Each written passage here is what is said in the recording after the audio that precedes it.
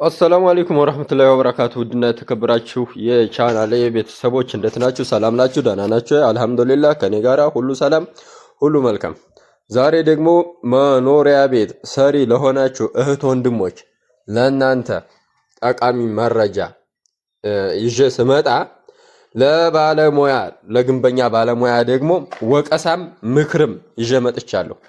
ቪዲዮውን እስከ መጨረሻው ተከታተሉት። ስለምንድነው ምንም በተመለከተ ነው ትምህርቱና ወቀሰው ካላችሁኝ እናንተ መኖሪያ ቤት የምታሰሩ እህት ወንድሞች መጀመሪያ ቤታችሁን ሊሾ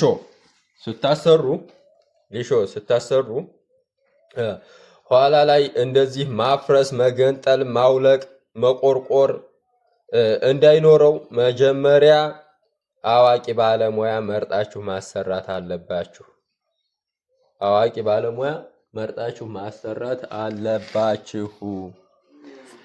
ለምን ካላችሁኝ ይሄው ቤት መጀመሪያ የውሃ ልክ ይታሰራል። ውሃ ልክ ከታሰረ በኋላ ይሄ ላይኛው የውሃ ልኩ ፓርት መለስለስ የለበትም። አርማታ እንዴት ተሞላ ነው መጥቶ ያለበት። ከዛ በኋላ ይሄን ግርፍ አንደኛ ግርፍም ሆነ ሁለት ባንድም ግርፍም ሆነ በረራ ግርፍም ሆነ ሲገረፍ አሁንም የውሃ ልኩ ላይኛው ፓርቱ ሸካራ እንደሆነ ነው መቅረት ያለበት። ለምንድን ካላችሁኝ ይሄን ውሃ ልክ ሲታሰር የውሃ ልኩ ላይኛው ፓርት ከለሰለሰ ሌላ ጊዜ ውሃ ልኩ ይተኮስ ሲባል ወይም ግርግዳው ይገረፍ ሲባል የዛኔ ይሄን የውሃ ልኩ ላይኛው ፓርት ይሄ ፈርሶ የምታዩት ከለሰለሰ ስለማይዝ እንደዚህ ተቆርቁሮ ፈርሶ ነው የሚሰራው። ሲቆረቆር ይሄንን ለማስተካከል ሲቆረቆር ምን ሆነ? ውሃ ልኩ ይናጋል፣ ግርግዳው ይሰበራል። ይታያችኋል እንደፈረሰ። በዛ ላይ ደግሞ የሻወር ውሃ ማስገቢያው መጀመሪያ ሲባል ውሃ ልክ ሲታሰር እንደዚህ ሰፊ ነገር ተደርጎ መጥቶ አለበት። አያችኋ። ስለዚህ መኖሪያ ቤታችሁን ስታስገርፉ ውሃ ልክ ትታሳስሩ ጀስት በእንደዚህ አይነት መልኩ ስቴፑን ጠብቆ መሆን አለበት። እንደዚህ ከፈራረሰ ኋላ ላይ እንደዛ አስፈራርሳችሁ የምታሰሩ ከሆነ ከታይ የተደረደሩት የውሃ ልክ ድንጋዮች ጤንነታቸውን ያጣሉ፣ ይነቃነቃሉ፣ በቀላሉ የመፍረስ ባህሪ ይኖራቸዋል። እናንተ ባለሙያዎች ደግሞ ግንበኞች ኧረ ተው ግንበኞች ተው።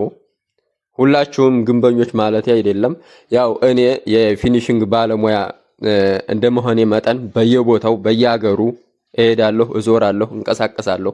የዛኔ የምንጠራው ፊኒሽንግ ጅብሰም ኮርኒስ፣ ጅብሰም ቻክ ያንን ለመስራት ነው የሚጠሩን። እዛ ስንሄድ ግን የቤቱ ውስጥ ፊኒሽንግ ለመሰራት ገና ያልተስተካከለ በዛ ላይ አርማታ ወይም ፈረካስ ሊሾ ሆኖ በሩ አለ አይደለ?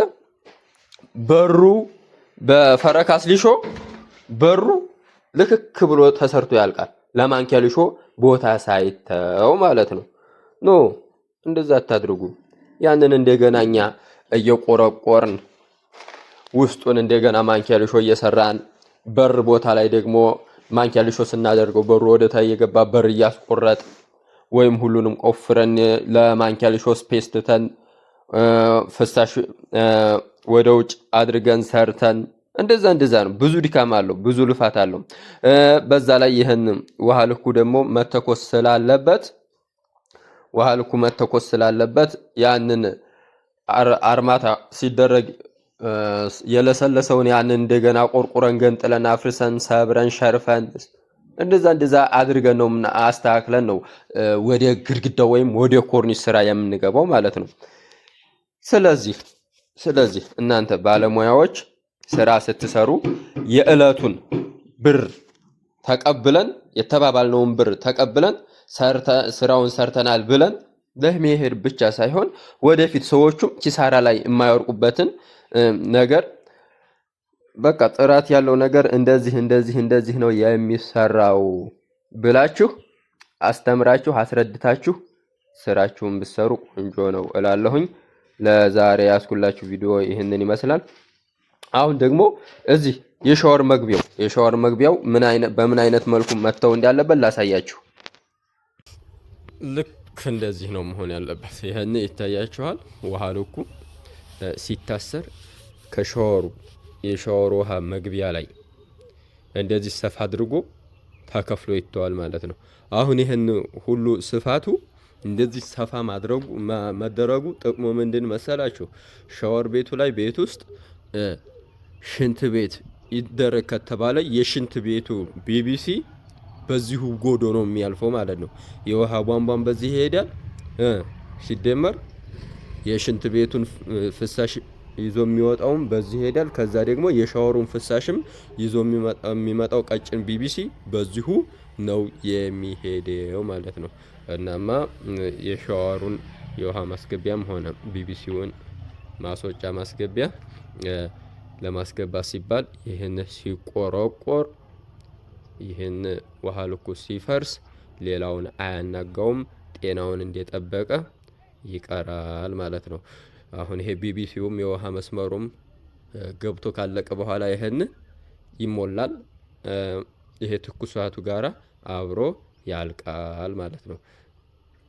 ግን መጀመሪያ አዲስ ቤት ሲሰራ ውሃ ልክ ሲታሰር ሻወር ቤት ላይ ጀስት እንደዚህ ተደርጎ መጥቶ አለበት። ከዛ በኋላ ቤቱ ሲገረፍ ደግሞ ቤቱ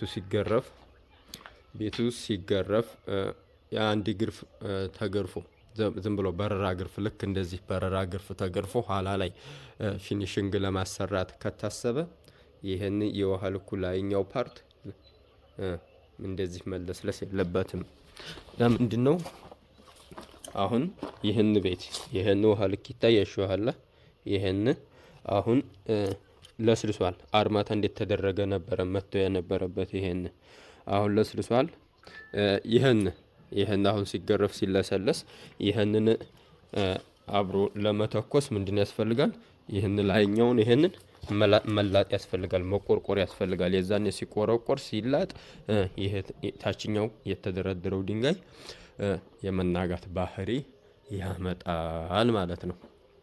እናማ የምታሰሩ ሰዎችም በቃ ቅደም ተከተሉን አውቃችሁ በዚህ መሰረት አሰሩ። የምትሰሩ ባለሙያዎችም እንደነገርኳችሁ የዕለቱን ገንዘብ ተቀብሎ መሄድ ሳታዩ ቆንጆ አድርገን ለመስራት መሞከር መጣር አለብን እያልኩኝ ለዛሬ ያስኩትን ቪዲዮ በዚሁ አጠናቅቃለሁ። በሌላ ቪዲዮ እስከምንገናኝ ሰላም ቆዩ።